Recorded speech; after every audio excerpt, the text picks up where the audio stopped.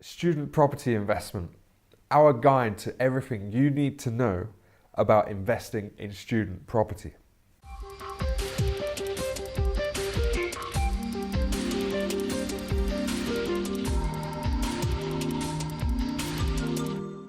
Following on from our previous video about HMO investments, we look at one of the most popular forms of HMO in student property. Student property has continued to see increased interest from international investors, and there's good reason for this. Property prices in key areas for education throughout the UK are as high as 37% over the last 3 years.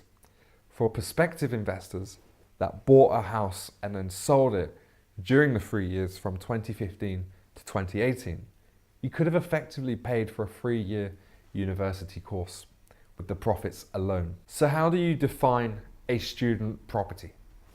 Student property lets are a form of HMO, being purpose-built apartments consisting of studios or indeed cluster flats.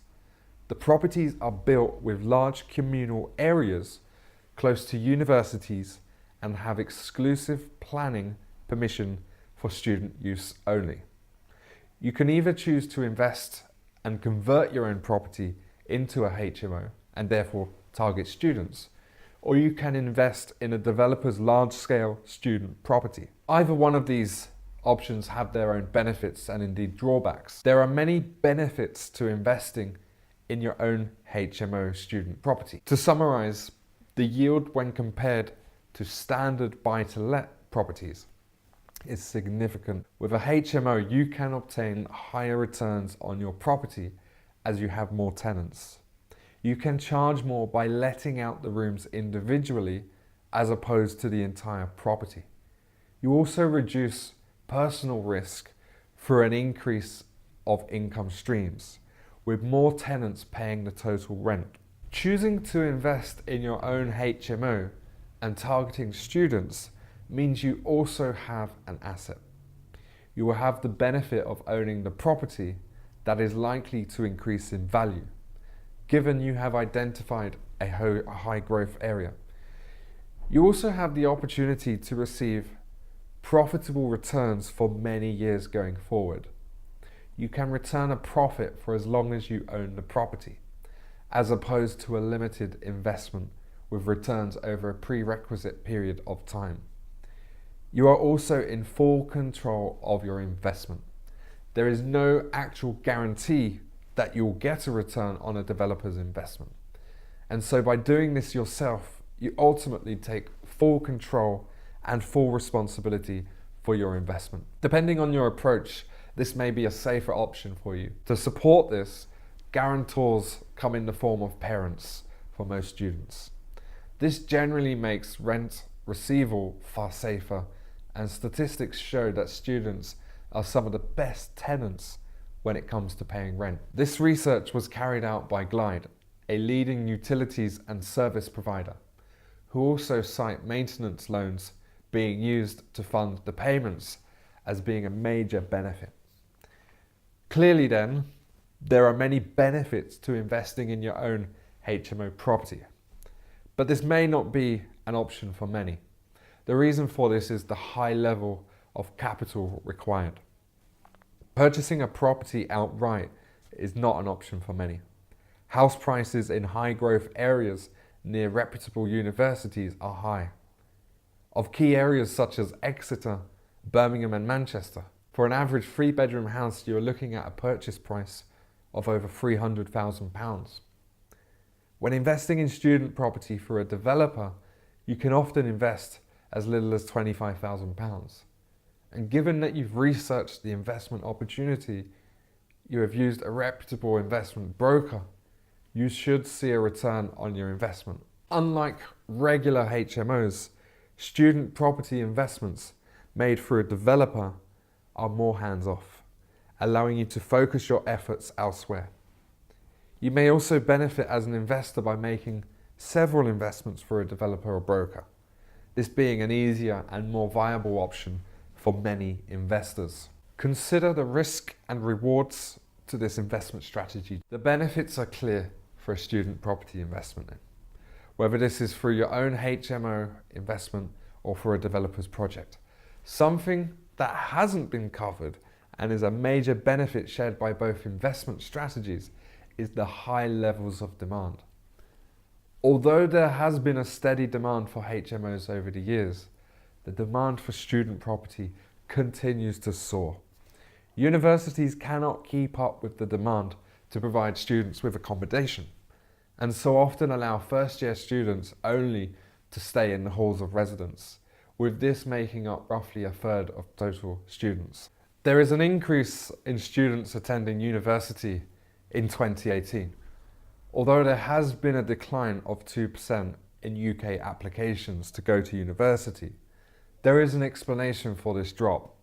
There are 2.3% less 18-year-olds in the UK now than there were in 2017, with 18-year-olds making up the majority of university applicants. Proportionately then, the amount of applications is actually up by 0.3%. In addition, there has been an increase in both EU and rest of the world applications for UK universities. EU applicants are up 2% from the same time last year, and there is a substantial 8% rise in rest of the world applicants, which comes in at a record high of just over 65,000 students, who all need accommodation. In contrast to the housing market as a whole, the economy also has no bearing on the number of students applying to university. Surprisingly, findings show that as the economy falls, the number of university applicants actually rise. This is cited to be due to a lack of job prospects and tougher competition. Brexit itself appears to be playing very little part in the demand for student property. A recent study by Savills further supported this high level of demand and the opportunities available in the student accommodation sector, with over £5.8 billion being invested in the market last year. With this figure continually rising, the certainty of income is essential for investors. It is important that you do some research into how the property you are investing in is prepared and indeed marketed, whether you own the HMO or a developer's. It was recently found that students favour properties that are more like homes. Of the most important things students wanted in accommodation, a fully furnished property with high-speed internet and comfortable rooms were most sought. Will the property you invest in provide this? The increase in demand for luxury student accommodation is showing that an ever-increasing number of students are turning their attention to premium offerings, with the demand for purpose-built luxury accommodation doubling over the last 10 years. The main reasons for this being the accessibility of maintenance loans to supplement the costs, reliance to parents having to pay the rents, and indeed the value students are placing on having a calm working environment. Many are seeing this as an academic advantage. It could be wise then, therefore, to review investment opportunities that can appeal to this market.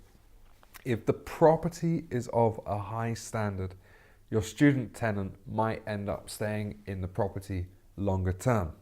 Most university courses are 3 years.